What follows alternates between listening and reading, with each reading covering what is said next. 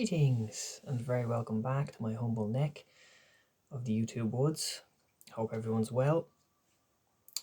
Just a quick little video today. I thought it might be fun. I'm kind of inspired by the likes of Gull Payne and Raza is Retro, just talking about particular gaming memories. So I thought it would be fun to mention 3 quick gaming memories that are like little bullet points in my mind and hit me from time to time. Little epic moments, so to speak, that put a smile on my face, 2 of them will be multiplayer orientated and one will be single player. Don't want to leave the single player shenanigans out. And the first one, I'll have to cast my mind back to transition year. So I would have been a teenager, say 14, 15 years of age. That's a kind of year out that you take after you do your junior cert in schools in this neck of the woods.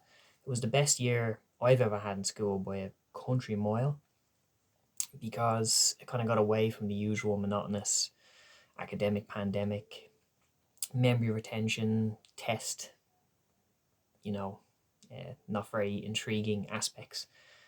And this was more, we spent the entire year orienteering, rock climbing, bouldering, hill walking, river walking, rock climbing indoors and outdoors, abseiling, kayaking across rivers all across the country, kayaking in the Irish Sea.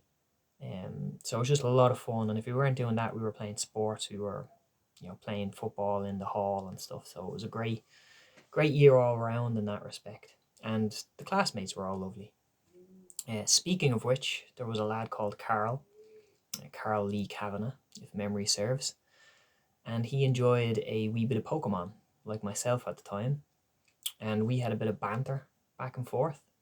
And eventually it led to us organising a bit of a link cable battle from Pokemon Blue. Not sure what version he had, but my Pokemon Blue team with the link cable, Game Boy Color clash. And we had an epic encounter on the school bus en route to the Wicklow Mountains, with all the lads watching, our classmates. And you have to remember, this is, being teenagers, this is probably at the age where you're not really supposed to be interested in Pokemon. I don't buy into that philosophy. If you enjoy something and it's not harming anyone, if you're genuinely having fun with something and you're enjoying yourself, it's never time wasted. You get stuck in, because it's precious, those moments are precious. So my 6-man Pokemon team was Snorlax, Sandslash, Magmar, Gyarados, Zapdos, and Blastoise. And I can't recall his 6. Everybody, they were all level 100, of course. But he had a talisman Pokemon that he really adored, and that was his favourite. And that was a Raichu, the evolved version of Pikachu. Old Pikachu. And he went head to head with my Zapdos at some stage during this clash. And he went on a massive tangent about how Zapdos was going to get destroyed because he is a slash board type, which is weak to electrical attacks and so on. And what happened is I used the Thunder attack, which is the most powerful electric attack, I believe, but it has a tendency to miss. It's not the most accurate attack in the world.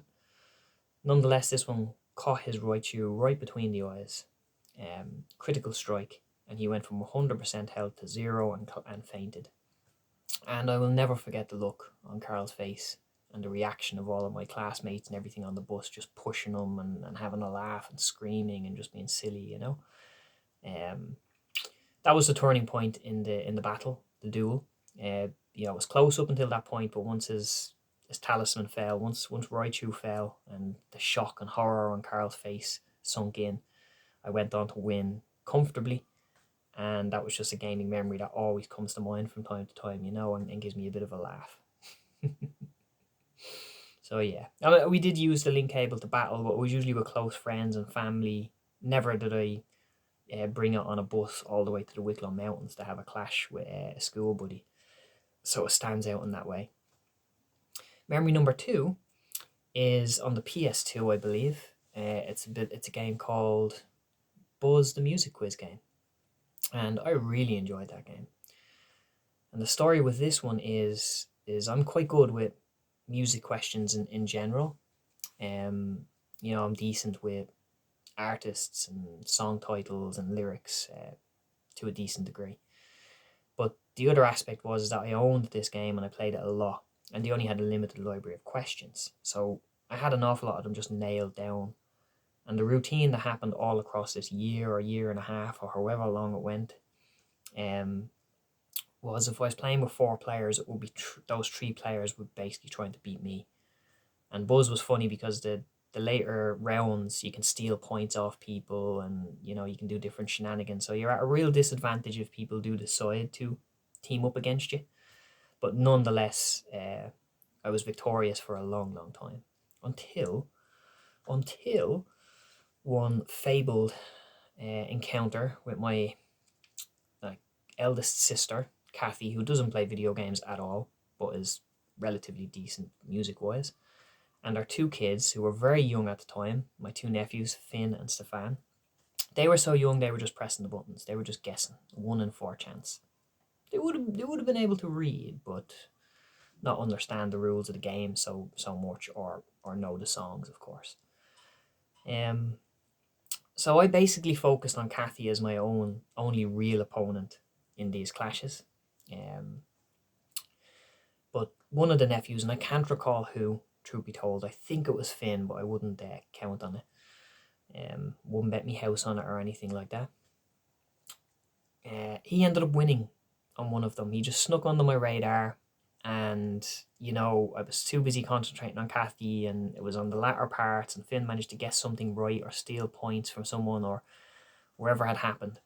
And just like that, the streak was destroyed in a very funny way. And I just remember them all having a great laugh and making fun of me, and it was just brilliant. And whether it was Finn or Stefan, they were just delighted because everybody was cheering them on. Well done, you broke the streak and everything, So that was memory number 2. I hope to bring back a Buzz game in some way, shape or form, because I thought that was a lot of fun. The closest I've got to it in the modern era on the PlayStation 4 was a game called Knowledge is Power, where you use your phone to interact with the game and play it via an app, which is fun. I actually have the platinum set up for that. Every trophy except for playing 6 players. The most I got to play with me was 5. So it's one of those where one day when the moon is full and the stars align, that platinum will come to me, I'm sure. We live in hope anyway. My third story is the single player story, and I have touched on this before, but it's my introduction to the Resident Evil series. And anyone who has been watching anything on this channel for any length of time knows that the Resident Evil series is very close to my pixelated Irish heart. And this was in and around the time Resident Evil 2 was released, because I still remember all the advertisements and, bits and bobs in the shop. And my friend, Anthony Farrell, was playing the game in this room, and I never played at all. He played through it, and all I was doing was helping with the puzzles and just enjoying the narrative unfold. It was back before the internet, so we had to trial and error this stuff more often than not. And he was on Claire Scenario B, facing Mr. X, where Mr. X mutates and he's on fire and he has the 2 badass claws and he's just vicious, lethal. And he must have died 5, 6, 7 times. And it was too late, and basically he had to shoot back to Finglas West. And I went back up the stairs and just about to turn the game off, but I decided to say, you know what, I'll give it a go. And picked up the joypad, and on my first attempt, I managed to defeat Mr. X. Now, I know he's not technically the last boss of Claire Scenario B. You do face the final mutated version of Birkin on the train, but that's a really easy encounter, whereas he is quite difficult. Mr. X. So it's the part where Ada throws the rocket launcher or grenade launcher down to you, and you pick it up and do the damage. A little bit of a trivia, speaking of Buzz, a little bit of a trivia for any Resident Evil heads out there, or any gamers in general. What does Claire say to Mr. X just before she shoots him with the rocket launcher and defeats him? There you go. Best of luck. See who gets it first. Claire's actually behind us there. I don't know if you can see her on the screen. They left that line out in the remake, by the way, which I was disappointed with, to be honest. Not that it's a particularly, poignant or thought-provoking line or anything, but it's just a line that I really remember when I was younger and was disappointed when they didn't throw it in the remake in some way, shape or form, So they are my 3 quick bullet point epic / standout moments in gaming that I can think of.